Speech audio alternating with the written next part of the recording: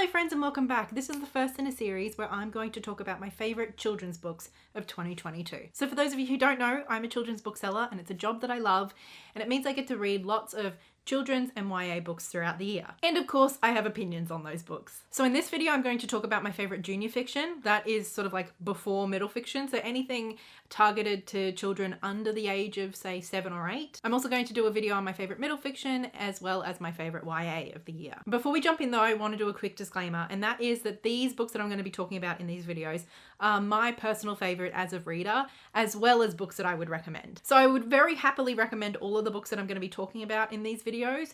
However, I don't think that all of these books will be for all readers. And not all of the books that I love to recommend have been included in these videos. Some books I don't necessarily love as a reader, but I can see their value and I can find a reader who will love them. So the books that I'm going to be talking about in these videos are books that I really, really loved. And who knows, maybe you will too. For these junior fiction books, I think I'm going to work vaguely in order of youngest to oldest in terms of the target demographic. So let's dive right in. One of my favourite picture books of this year was Owl and Star by Helen Milroy. Helen Milroy is an Indigenous author and illustrator, and she's written and illustrated a lot of books for children throughout the years. Some of those I have actually spoken about before, but today we're going to talk about this one. This is such a vibrant, colourful, and just totally gorgeous picture book. And in this we meet the character of Owl, who has a favourite star that he looks forward to seeing every evening. However, one night, he is surprised to find that she's missing. He can't find his favourite star in the night sky.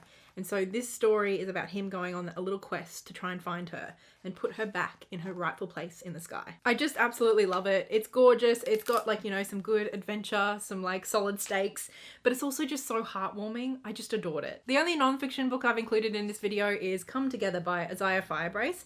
Isaiah actually represented Australia at Eurovision a couple of years ago. Anyway, he's a young Indigenous man and he's written this book in the hopes of bringing Australia together. And basically this is just a great introduction into a whole host of topics and issues about Indigenous Australia. And it's super colourful. It's got a great balance of, you know, plenty of information without being inaccessible, especially to young readers. It's also interspersed with little bits about Isaiah and his own personal experience as well. So some of the topics covered are the difference between welcome to country and acknowledgement of country. We learn about the Aboriginal culture being the oldest continuing culture on the planet. There's a little bit of information about the dreaming and some creation stories, songlines, the importance of elders, clans and languages, food, music and dance, as well as a bit of information about the stolen generations as well. So it just covers heaps of information in a very accessible way. It's designed for children ages 5 and over, but I think just generally it's great for families to have so that they, like parents in particular, can like have the language ready to be able to talk about topics like this that matter to their children. It's a great book that has been put together so thoughtfully and provides some absolutely essential information. Next we have Silver Leaves by Gladys Milroy, who, yes, is Helen Milroy's mum. That's a tidbit I only found out quite recently and I was very excited about it. This is a beautiful book that's just been released this year. It comes in a beautiful hardback edition and it has these sort of black and white, almost lino print artwork throughout. I don't know if it is lino print, but that's sort of the vibe that it gives off. This is one of those like picture book style books that's like a bit longer, so it's great for kids who are wanting a longer story or who are starting to read independently. In this story we meet some animals, including Owl, who live in a tree, and they live this very cushy life and they've got plenty of space because it's just them and a couple of other animals that live in this tree. One day, however, a bunch of other animals come and ask if they can stay in this tree with Owl and his friends as well. And Owl's not really sure that there's enough room for them, but when they let Owl know that they don't have trees anymore to go home to because they've all been cut down by people, Owl, of course, has to say yes. At first it's pretty crowded and Owl is pretty determined to sort of find a new home for these animals, but the longer they spend time together, the more solidarity and friendship essentially forms between these animals. And I don't want to spoil exactly what happens, but basically Owl, through some magic, helps to find these animals a new home. And it's just a beautiful story. I teared up a little bit, I'm not gonna lie. And obviously kids who love animals will love a book like this. It's just beautiful. But I think it also introduces the ideas around environmental conservation and treating animals and our environment with respect and care in a way that is not too heavy. Like the animals and their friendship is definitely the focus, but there is that message there too. And I just thought that this book was wonderful. I loved it. Next is Bruno, Some of the More Interesting Days in My Life So Far. This comes in a pretty small book that includes 4 short stories that is definitely more on the quiet, subtle, subdued side than a lot of the other things you might find in junior fiction, but it has a humour and a charm that won me over immediately. Bruno is a cat. He's an adorable cat who just sort of like goes with the flow and sees where life takes him. It's been a while since I read this, but I like vividly remember one of the stories was like that Bruno came across this fish that was swimming in the air. And so he just followed the fish and like it went back into the water. And so Bruno went back with it. And it turns out he could breathe underwater. So he just like got to hang out with fish for a day. I don't know. It's just one of those kind of like offbeat comedy kind of things. It's like quirky. Quirky is the best word to describe this. I know that word is overused, but to me, this is quirky, life-affirming gold. It's just about Bruno and his friends and the stuff that they get up to on just like regular days, but all of their days are a little unusual. Next is a book I've spoken about before on this channel, and that is The Tales of Mr. Walker. Now, you can buy Mr. Walker books like in individual sort of small volumes. You can also get a 4 short story bind up, which is the one that I've read. Again, this is a beautiful hardback, so it makes a wonderful gift. And this is just adorable. It has the easiest sale pitch of almost any book. Basically, Mr. Walker is a real dog. Like, he actually does exist. He was training to be a guide dog, but he was a little bit too enthusiastic, a bit of a rambunctious character. And so he didn't exactly suit the personality required of a guide dog. Instead, he ended up living at the Park Hyatt Hotel here in Melbourne, where he basically just like hangs out and greets guests. And you can actually go and visit Mr. Walker. He even has his own Instagram page. Anyway, this book is just the most charming, wholesome, adorable thing ever, especially for children who love animals or adults. Like, I totally love this book. And basically this bind up in particular is just 4 short stories about some of like maybe fictionalized things that Mr. Walker gets up to at the hotel. The last story in this bind up in particular was my absolute favorite. It's this gorgeous, gorgeous story about an elderly gentleman who is a musician who hasn't played much music since his wife died a few years ago. But he's in Melbourne for a new tour. It's his first tour since his wife died. And he's feeling a bit lonely. And so he and Mr. Walker go for walks around Melbourne.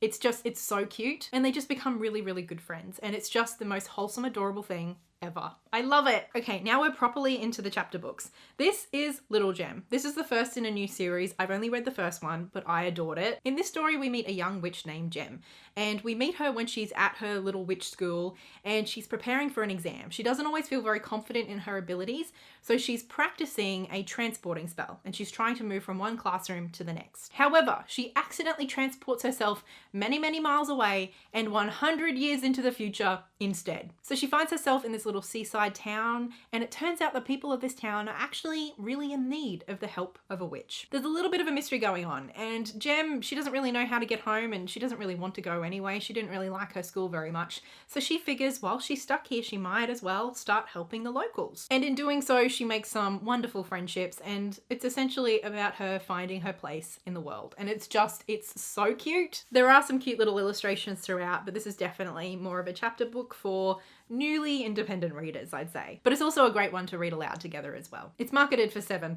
And then of course it would not be a video by me talking about junior fiction without talking about my absolute favorite junior to middle fiction story at the moment, which is Miss Mary Kate Martin's Guide to Monsters.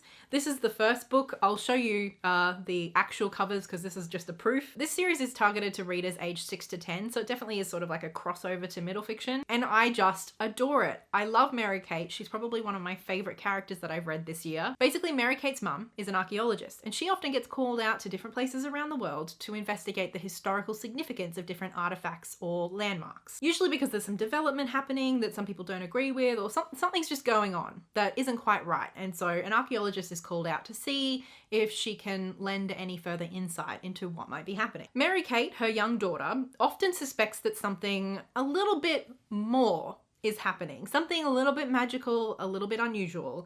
And so she gets to the library researching old folklore, researching old newspaper articles. She interviews the locals. She makes friends and does a little bit of spying, plenty of digging and researching and investigation on her own. And usually it turns out that there is some kind of old creature at the heart of the mystery.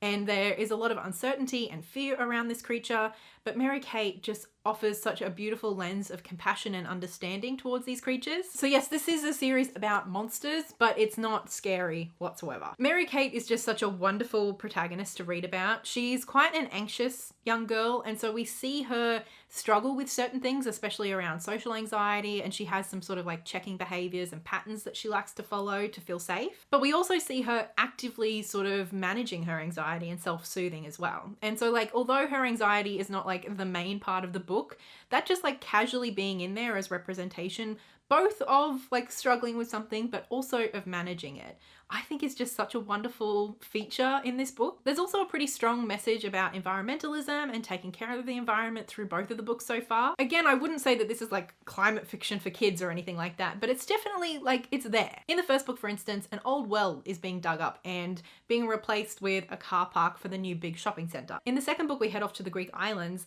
and there we see some just unsustainable business practices, I'll say, that is affecting the ocean. And of course, the monster in question too. I really loved the first installment, but the second book, like, it made me a stan. It was even better. And I wouldn't say you have to read them in order. It's almost like a monster of the week, a monster of the book kind of vibe. But you definitely get a good introduction to the character of Mary Kate and her mum in this first book. So if you can read them in order, I'd say do it. But if you can't, or if this particular one doesn't interest you maybe, still give the second one a go. Karen Foxley is a very well-known and beloved Australian children's author. She's written mostly middle fiction before now, from what I can tell. Some of her big books have been Lenny's Book of Everything and Dragonskin. I loved Dragonskin last year, but there is just something so charming about this junior fiction series. This is definitely my personal favourite of what I've read of hers so far. So as with most of the books that we've spoken about, this video is short and sweet. As I mentioned, there are plenty of other junior fiction that I've read and that I've really enjoyed and that I highly recommend, but these were my personal top favourites that I read this year. And if you happen to be looking for gifts for young people, I don't think you could really go wrong with any of these. So I hope you enjoyed chatting about some adorably wonderful junior fiction with me in this video. Look forward to my middle fiction and YA coming soon. Before I go, I have to say a big thank you to my wonderful patrons over on Patreon, and especially big thank you to Livia, Lynette Brown and Marie for their very generous support. If you have any junior fiction that you would recommend, I would love to hear those in the comments below. I will talk to you in the next video. Until then, happy reading. Bye.